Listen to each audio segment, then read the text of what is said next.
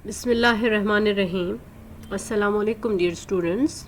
You are welcome to my YouTube channel Intermediate Chemistry by Sumaira Mumtaz. The topic we will discuss today is from second year chemistry chapter 7 and topic name is chemistry of ethene. Under the topic chemistry of ethene we will discuss reactions of ethene. First of all, we should understand the structure of ethene. ethene का structure क्या होता है कि एक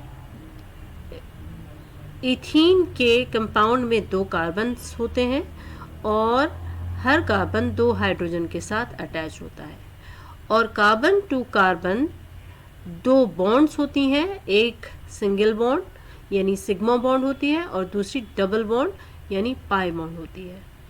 alkane या ethane को अगर किसी वजह से उसके हाइड्रोजन रिमूव हो जाएं तो उस हाइड्रोजन की रिमूवल की वजह से इस कार्बन का इलेक्ट्रॉन और इस कार्बन का इलेक्ट्रॉन आपस में शेयरिंग कर लेते हैं और आपस में बॉन्ड बना देते हैं जिसको पाई बॉन्ड कहते हैं। इसलिए इथीन जो है इलेक्ट्रॉन रिच स्पीशी है। This ethene is electron rich species। क्यों? क्योंकि इसके पास इस कार्बन का इलेक्ट्रॉन और इस कार्बन का इलेक्ट्रॉन ये आपस में पेयरिंग कर लेते हैं और बॉन्ड बना देते हैं, इसलिए ये इलेक्ट्रॉन रिच स्पीशी है। इस इलेक्ट्रॉन रिच स्पीशी की वजह से इसके अंदर जो पाई बॉन्ड बन जाती है जो कि वीक बॉन्ड होती है। जब भी कोई कंपाउंड या स्पीशी इसके साथ रिएक्ट करेगा तो वो इसके अंदर ऐड अप हो जाएगा, इसका बॉन्ड ब्रेक हो जाएगा और वो स्पीशीज़ के साथ आके बॉन्ड बना देगी। इसलिए इसके रिएक्शंस को एडिशन रिएक्शन कहा जाता है। और जो स्पीशी इसके साथ ऐड अप होगी वो पॉजिटिवली चार्ज्ड होगी और पॉजिटिवली चार्ज स्पीशी इलेक्ट्रोफाइल कहलाती है। इलेक्ट्रोफाइल इज़ पॉजिटिवली चार्ज और वो इसको जाके सबसे पहले अटैक करेगा, इसका बॉन्ड ब्रेक करेगा और इसको ब्रेक करने के बाद इसमें ऐड अप हो जाएगा। तो इसलिए इसको इलेक्ट्रोफिलिक एडिशन रिएक्शन कहा जाता है। Ethene undergoes electrophilic addition reaction. Electrophile वो होता है जो कि पॉजिटिवली चार्ज होता है, positively charge and electron loving, that's why it is known as electrophilic addition reaction. Ethene is unsaturated hydrocarbon. Unsaturated है क्योंकि डबल बॉन्ड है। It contain one double bond known as pi bond. Double bond जो है वो pi bond होती है। Ethene is electron rich compound. क्यों? क्योंकि इसके दो हाइड्रोजन रिमूव हो जाते हैं और ये इलेक्ट्रॉन रिच हो जाता है और इसी वजह से ये डबल बॉन्ड बना देता है जिसको पाई बॉन्ड कहते हैं। Due to presence of double bond it undergoes addition reaction. Double bond होने की वजह से ये एडिशन रिएक्शन देता है, ये बॉन्ड ब्रेक हो जाती है, उस स्पीशीज के अंदर जाके ऐड हो जाती है। Due to electron rich species, ये इलेक्ट्रॉन रिच स्पीशी है, it always undergoes electrophilic addition reaction, यानी कि ये इलेक्ट्रोफिलिक एडिशन रिएक्शन है क्योंकि ये इलेक्ट्रॉन रिच स्पीशी है। तो जो इलेक्ट्रॉन लविंग स्पीशी होगी वो इस पे जाके ऐड होगी। Electron loving is electrophilic and that is positively charged. Electrophile is a species that is positively charged electron loving species.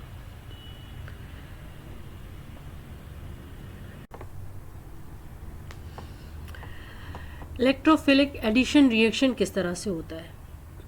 सबसे पहले जो स्पीशी इसके साथ ऐड अप होगी या रिएक्ट करेगी ये ब्रेक हो जाएगी। फॉर एग्जांपल हमारे पास एक्स एंड वाई एक स्पीशी है और ये स्पीशी ब्रेक हो जाएगी इस तरह से कि इसके ऊपर पॉजिटिव चार्ज आ जाएगा और इसके ऊपर नेगेटिव चार्ज आ जाएगा। तो पॉजिटिव चार्ज जो स्पीशी होगी that is known as electrophile. जो पॉजिटिव चार्ज स्पीशी होगी जो कि X प्लस है, ये इलेक्ट्रोफाइल है, यानी इलेक्ट्रॉन लविंग है। और इलेक्ट्रॉन लविंग का मतलब है ये जाएगी इलेक्ट्रॉन रिच स्पीशी जो कि इथीन है। तो यहाँ पे ये पॉजिटिवली चार्ज इलेक्ट्रोफाइल रिएक्ट करेगा electron loving electron rich species और इसके साथ जाके बॉन्ड बना देगा और इसके साथ जाके ऐड अप हो जाएगा सबसे पहले। इसीलिए इसको इलेक्ट्रोफाइलिक एडिशन रिएक्शन कहा जाता है। जो पहला रिएक्शन प्रोसीड होता है वो इलेक्ट्रोफाइलिक एडिशन रिएक्शन है, इसलिए इसको इलेक्ट्रोफाइलिक एडिशन रिएक्शन कहा जाता है। दूसरे स्टेप में जो Y स्पीशी है जो कि नेगेटिवली चार्ज स्पीशी, वो जाके इसके पास जाके ऐड अप हो जाएगी। नेगेटिव चार्ज इसके ऊपर जाके ऐड अप हो जाएगी और इस तरह से जो बॉन्ड ब्रेक हुई थी उसकी जगह पे X और Y ऐड अप होके एडिशन रिएक्शन देंगे और इस रिएक्शन को इलेक्ट्रोफाइलिक एडिशन रिएक्शन या इलेक्ट्रोफिलिक एडिशन रिएक्शन कहा जाता है। तो ये याद रखिए कि ethene undergoes electrophilic addition reaction. अब आइए इसके रिएक्शंस डिस्कस करते हैं। इथीन कौन कौन से रिएक्शंस देता है? इथीन 4 तरह के रिएक्शंस देता है। नंबर 1 कंबस्शन रिएक्शन, यानी कि ये कंबस्ट होता है। नंबर 2 एडिशन रिएक्शन, इसकी डबल बॉन्ड होती है इसलिए ये एडिशन रिएक्शन देता है। थर्ड टाइप ऑफ रिएक्शन ये हेल्प करता है मस्टर्ड गैस के फॉर्मेशन में, यानी मस्टर्ड गैस बनाने में इथीन इस्तेमाल होता है। और fourth type of reaction is polythene बनाने में भी इथीन यूज़ होता है, जिसको पॉलीइथीन, फॉर्मेशन ऑफ पॉलीथीन कहते हैं। तो आइए सबसे पहले हम डिस्कस करते हैं reaction number 1, that is combustion reaction. Combustion reaction में इथीन बर्न होता है in the presence of oxygen O2 और ये देता है कार्बन डाइऑक्साइड CO2 और वाटर H2O। कोई भी हाइड्रोकार्बन जब बर्न होता है in the presence of oxygen तो कार्बन डाइऑक्साइड देता है और वाटर देता है। तो यहाँ पे जब इथीन बर्न होगा इन द प्रेजेंस ऑफ ऑक्सीजन तो यहाँ पे 3 मोल्स ऑक्सीजन के यूज़ होंगे इथीन के बर्निंग में और 2 moles of carbon dioxide produce होंगे, उसके साथ 2 मोल्स ऑफ वाटर प्रोड्यूस होंगे। तो इस तरह से ये कंबस्शन रिएक्शन होगा इथीन का। Second type of reaction is addition reaction. Addition reaction में बहुत सारे एडिशन रिएक्शंस आ जाते हैं। सबसे पहले हम डिस्कस करेंगे एडिशन ऑफ हाइड्रोजन, और इसको हाइड्रोजिनेशन भी कहा जाता है, यानी कि इस इथीन के अंदर हाइड्रोजन ऐड हो जाएगा, इसलिए इसको हाइड्रोजिनेशन रिएक्शन कहा जाता है। और हाइड्रोजन जो कि मॉलिक्यूलर हाइड्रोजन H2 होता है, इसको ब्रेक करने के लिए मेटल कैटलिस्ट यूज होता है in the presence of catalyst and high temperature. Hydrogen to hydrogen bond break हो जाएगी और एक हाइड्रोजन इस कार्बन के साथ ऐड अप हो जाएगा, दूसरा हाइड्रोजन इस कार्बन के साथ ऐड अप हो जाएगा और इस तरह से ये एडिशन रिएक्शन कंप्लीट होगा जिसमें हाइड्रोजिनेशन हो जाएगी और हमारे पास एक हाइड्रोजन इसके साथ आ गया, दूसरा हाइड्रोजन इस कार्बन के साथ, तो इथीन प्रोड्यूस हुआ।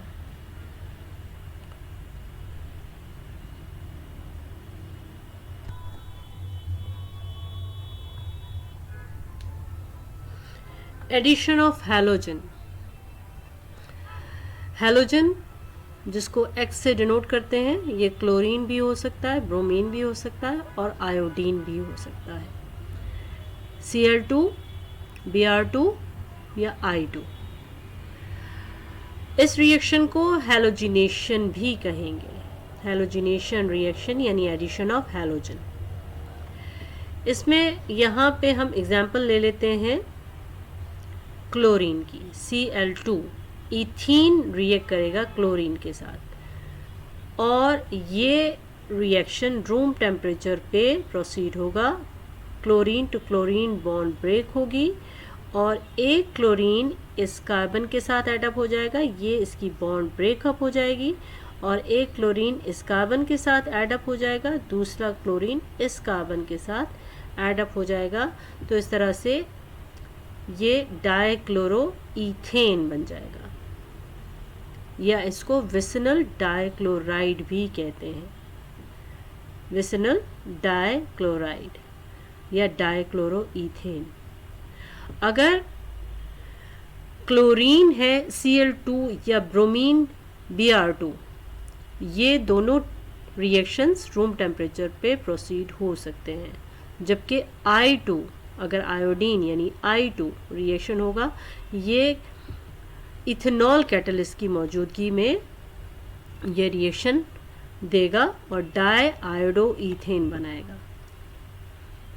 ये रूम टेम्परेचर पे प्रोसीड नहीं होगा, ये in the presence of catalyst that is used as ethanol, और यहाँ पे इथेनॉल यूज़ होगा और I to I bond break होगी। एक आयोडीन इसके साथ जाएगा, दूसरा आयोडीन इसके साथ जाएगा, तो डाई आयोडोईथेन बनाएगा।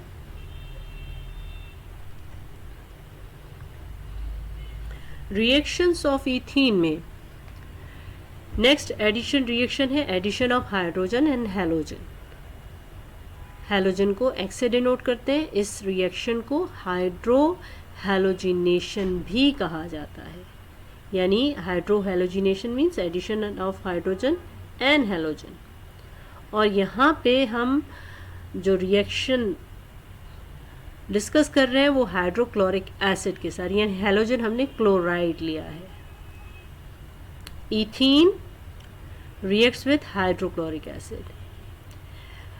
इस इथीन का बॉन्ड ब्रेक होगा और इस एक कार्बन के साथ हाइड्रोजन आ जाएगा और दूसरे कार्बन के साथ क्लोरीन आ जाएगा। तो इस तरह से एक कार्बन के साथ CH3 हो गया और दूसरे कार्बन के साथ H2 ऑलरेडी मौजूद है और एक क्लोरीन यहाँ पे लग गया, तो इसको क्लोरोईथेन का नाम, IUPAC नेम क्लोरोईथेन है। अगर कॉमन नेम देखें तो इथाइल क्लोराइड होगा। ये इथाइल क्लोराइड IUPAC नेम में क्लोरोईथेन। और इस रिएक्शन को हाइड्रो हैलोजिनेशन कहा जाता है।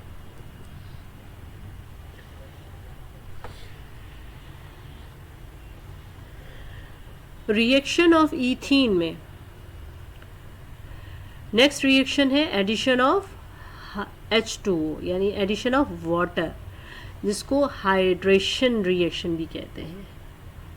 यानी इथीन रिएक्ट करेगा H2O के साथ और H2O HNOH में ब्रेक हो जाएगा और इथीन की जो डबल बॉन्ड है ये ब्रेक हो जाएगी। एक हाइड्रोजन एक कार्बन के साथ आ जाएगा और OH दूसरे कार्बन के साथ आ जाएगा। तो इस तरह से जो फॉर्मेशन होगी CH3CH2OH यानी कि इथेनॉल बना देगा ये, या इसको इथाइल अल्कोहल भी कहते हैं। तो इस तरह से एडिशन ऑफ वाटर के साथ ये इथेनॉल देगा। रिएक्शन ऑफ इथीन में नेक्स्ट रिएक्शन है addition of hypohalous acid. Hypohalous acid का फॉर्मूला HO और X होता है। X डिनोटेड एज हैलोजन और हैलोजन क्लोरीन ब्रोमीन आयोडीन हो सकता है। यहाँ पे जो हम रिएक्शन डिस्कस करेंगे वो हाइपोक्लोरस एसिड है, यानी HOCl hypochlorous acid. HOCl। HOCl break होगा HONCl में, जबकि इथीन का पाई बॉन्ड ब्रेक होगा, एक OH इस कार्बन के साथ चला जाएगा और ये क्लोराइड इस कार्बन के साथ चला जाएगा, और ये हमारे पास एक OH इसके साथ लग गया, एक क्लोरीन इसके साथ लग गया। तो यहाँ पे इसका IUPAC नेम जब इसको देंगे तो यहाँ पे दो फंक्शनल ग्रुप्स मौजूद हैं, OH एंड क्लोरीन। तो यहाँ पे प्रायोरिटी होती है नंबरिंग देने के लिए OH को। ये रूल्स में शामिल है कि जब OH भी मौजूद हो और हैलोजन भी मौजूद हो तो प्रायोरिटी OH को दी जाती है। तो नंबरिंग हम स्टार्ट करेंगे यहाँ से 1 2। तो इसका IUPAC नेम होगा 2 क्लोरो इथेनॉल, 2 क्लोरो इथेनॉल। तो इस तरह से ये addition of hypohalous acid 2 chloroethanol product देगा।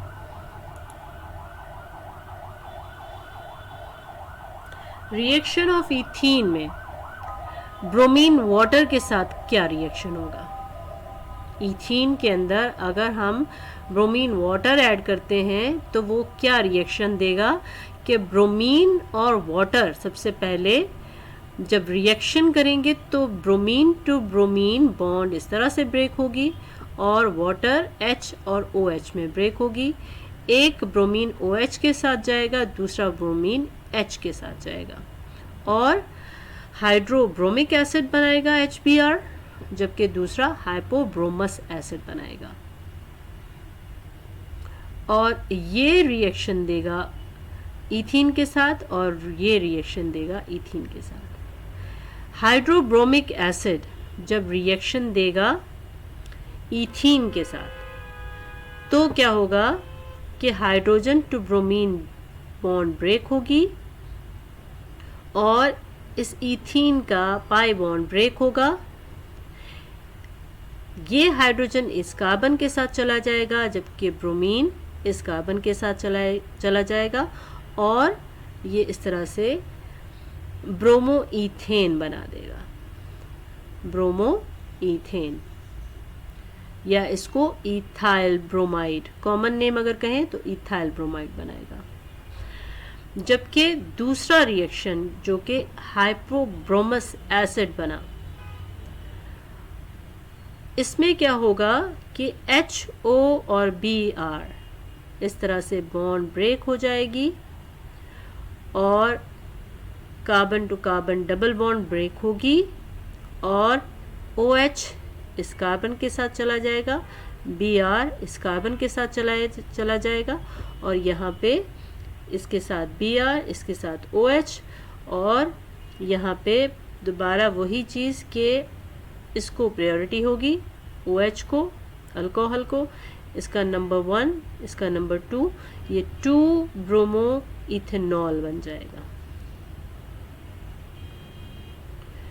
2 ब्रोमो इथेनॉल। और ब्रोमीन वाटर के रिएक्शन को डिस्टिंग्विश रिएक्शन भी कहा जाता है अगर ब्रोमीन वाटर अनसैचुरेटेड कार्बन जो कि इथीन है, अनसैचुरेटेड हाइड्रोकार्बन के अंदर ब्रोमीन वाटर को डाला जाए तो कलर इसका डिसअपियर हो जाएगा।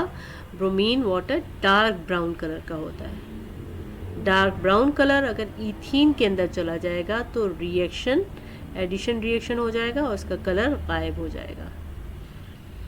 जबकि ब्रोमीन वाटर सैचुरेटेड हाइड्रोकार्बन के साथ रिएक्ट नहीं करता और ब्राउन कलर ही रहता है, इसलिए ब्रोमीन वाटर को डिस्टिंग्विश रिएक्शन भी कहते हैं अनसैचुरेटेड हाइड्रोकार्बन का।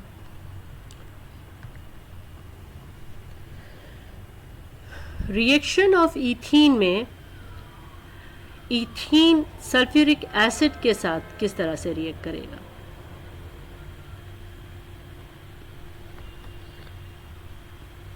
इथीन रिएक्ट कर रहा है सल्फ्यूरिक एसिड के साथ।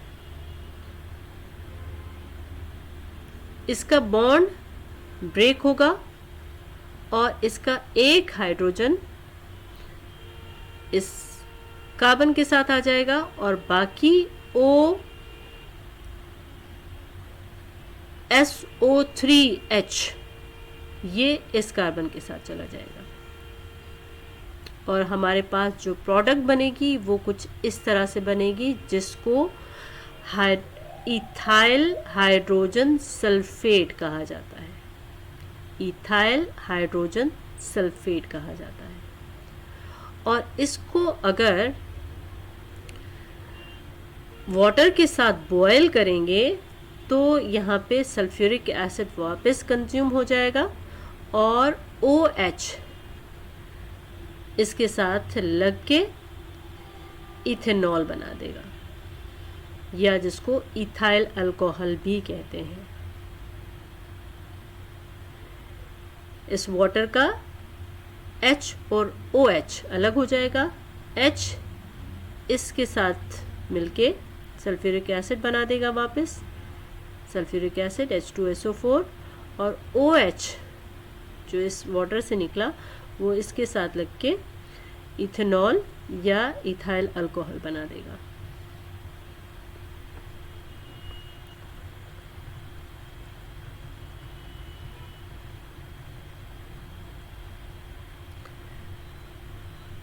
रिएक्शन ऑफ इथीन में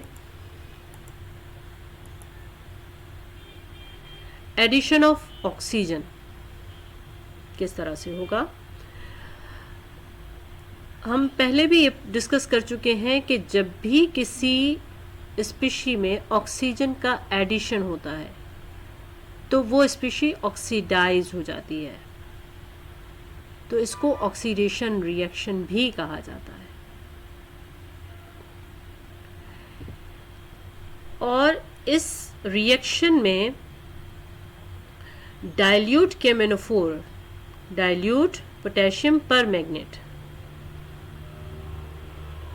एक्वस सॉल्यूशन में यानी वाटर के साथ जब रिएक्ट करवाएंगे तो यहाँ पे ऑक्सीजन प्रोड्यूस होगा, और जब ऑक्सीजन प्रोड्यूस होगा तो H2O ये ब्रेक हो जाएगा H and OH में, और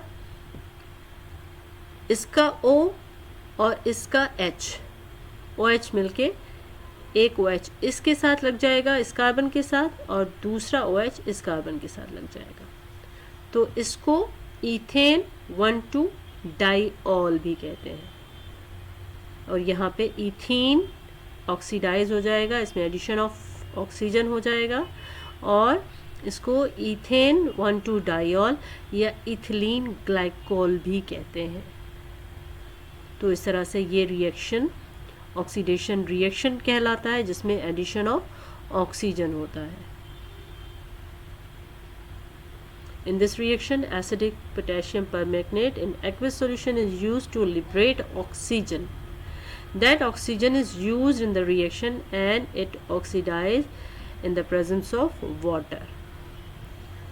वाटर के साथ ऑक्सीजन जो प्रोड्यूस हुआ वो रिएक्ट करेगा, दो OH बन जाएंगे, और दोनों OH एक कार्बन के साथ एक, दूसरे के साथ दूसरा, और इस तरह से इथिलीन ग्लाइकोल बन जाएगा।